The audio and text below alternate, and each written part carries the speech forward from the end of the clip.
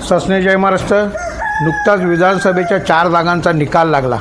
2 ठिकाणी युती तर 2 ठिकाणी महाआघाडीचा विजय झालेला आपण पाहिला. आपण या व्हिडिओमध्ये नाशिक शिक्षक मतदारसंघ आणि कोकण पदवीधर मतदारसंघामध्ये महाविकास आघाडीचा लाजिरवाणा पराभव का झाला या बाबतीमध्ये पुढे बोलणार आहोत. तत्पूर्वी मुंबईमध्ये जे 2 अचूक उमेदवार उद्धवजींनी हेरले, अनिल परबांचा विचार करता अतिशय आक्रमक, अभ्यासू, जनतेमध्ये वावरणारा, पेशाने वकील असणारा असा हा चेहरा आहे. दुसऱ्या बाजूने जमो अभ्यंकर साहेबांचा विचार करता शिक्षकापासून ते प्रशासकीय उच्चपदस्थ अधिकाऱ्यापर्यंत सेवा करणारे, त्यानंतर महाराष्ट्र राज्य शिक्षक सेनेचे राज्याध्यक्षपद भूषवून त्याचा वटवृक्ष करणारे, अल्पसंख्याक आयोगाचं अध्यक्षपद, त्याचं मागासवर्ग आयोगाचं अध्यक्षपद समर्थपणे पेलवणारं अभ्यासू, की ज्यांना चालतं बोलतं ज्ञानाचं विद्यापीठ असं संबोधलं जातं, असे जमो अभ्यंकर दोनही उमेदवार मोठ्या सभागृहामध्ये जनतेचा आवाज नक्कीच बुलंद करतील. त्यांना कार्यात शुभेच्छा देतो.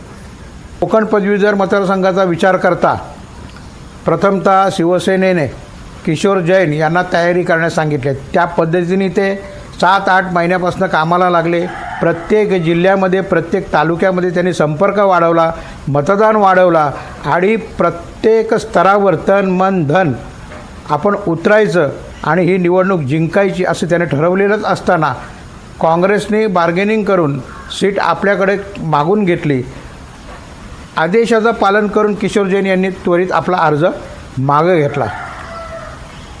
लोकसभेमध्ये 13 जागा आल्याने काँग्रेसची बार्गेनिंग पॉवर वाढली.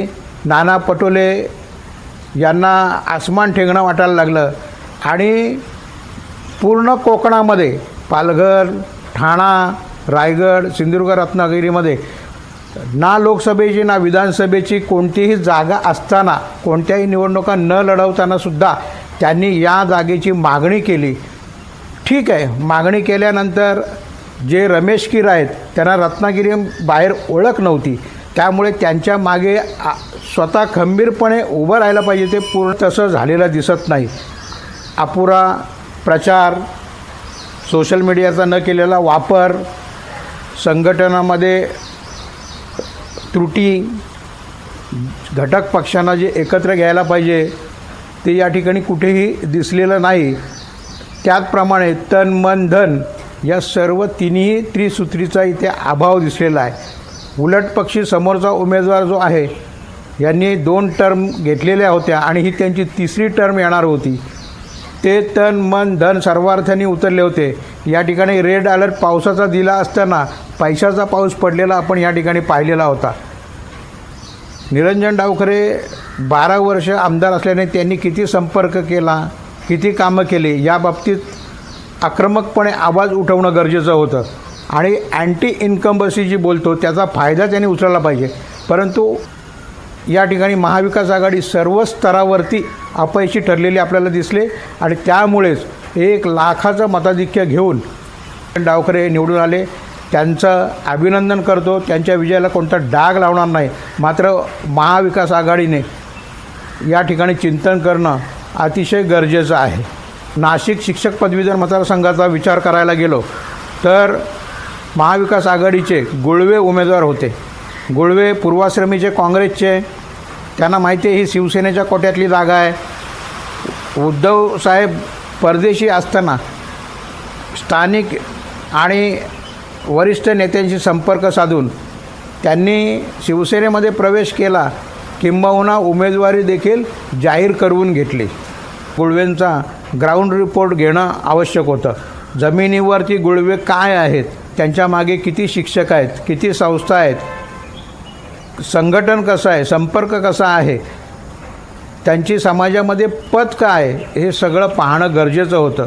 निवडून येण्यासाठी जे जे निकष लागतात ते त्यांच्या मागे आहेत का याचं ब्रीफिंग उद्धवजींना होणं गरजेचं होतं. पण तसं वास्तविक पाहता शिवसेनेच्या उपनेत्या असणाऱ्या शुभांगी पाटील यांच्या रूपाने एक तगडा उमेदवार शिवसेनेकडे होता.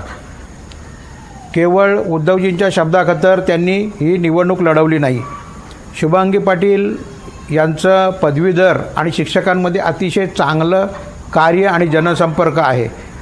मागील पदवीधरांची निवडणूक आपण पाहिली तर राजकीय वारसा असणारे सत्यजित तांबे यांना कडवी लढत त्यांनी दिलेली होती. सत्यजित तांबे यांचे वडील आमदार थोरातांचे ते भाचे असल्यामुळेच राष्ट्रवादी काँग्रेस आणि काँग्रेसने हाताची घडी आणि तोंडावर बोट ठेवलं होतं. कोणतेही सहकार्य त्यांना केलेलं नव्हतं. तरीसुद्धा त्यांनी 40,000चं मताधिक्य घेतलं होतं.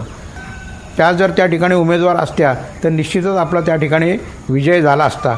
कोकण आणि नाशिक दोनही ठिकाणी योग्य उमेदवार लाभले असते तर निश्चितच विजय मिळाला असता. आगामी येणाऱ्या विधानसभा, महानगरपालिका, जिल्हा परिषदा, नगरपालिका इत्यादींमध्ये जर विजय मिळवायचा असेल तर आपण ग्राउंड रिपोर्टपर्यंत जायला पाहिजे, इतकंच मला वाटतं आहे.